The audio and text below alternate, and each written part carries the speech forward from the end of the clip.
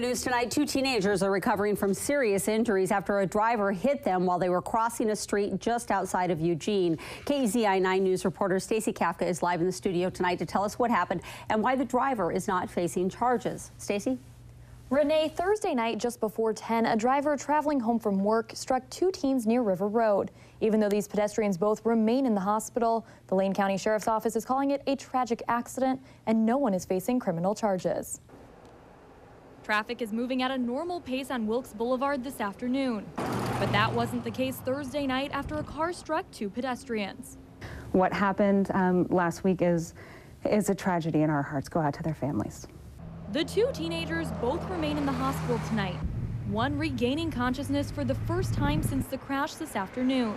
But even though these two teens were both seriously injured, the sheriff's office says charges will not be filed against the driver who hit them because the investigation shows neither speed nor alcohol contributed to the crash. You know, why does something like this occur? And that helps us maybe give tips to people to help prevent those things from occurring in the future. The sheriff's office is offering some tips to help both drivers and pedestrians stay safe on the roads. Wear brightly colored clothing.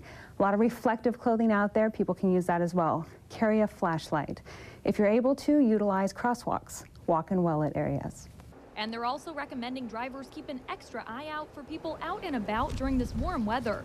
When you're turning corners, slow down a little more. Give it a little extra time, especially around crosswalks and things like that. But while offering these tips and encouraging safety, they say some unfortunate accidents are hard to avoid. Now, certainly there are things that you can't avoid, like walking in residential areas. If you're walking to your home, you're probably going to have to walk through an area that might not be well lit. But, you know, is the area well lit? Were there crosswalks available? Things like that. And now the family of one of the kids that was struck by the car says that it is a really dangerous area. It's not well lit. But the Lane County Sheriff's Office took a look back at the records for that crash site, and they said that this was really only the first major crash that's happened there in the last 6 months. Let's hope it's the only one. All right, thank you so much, Stace.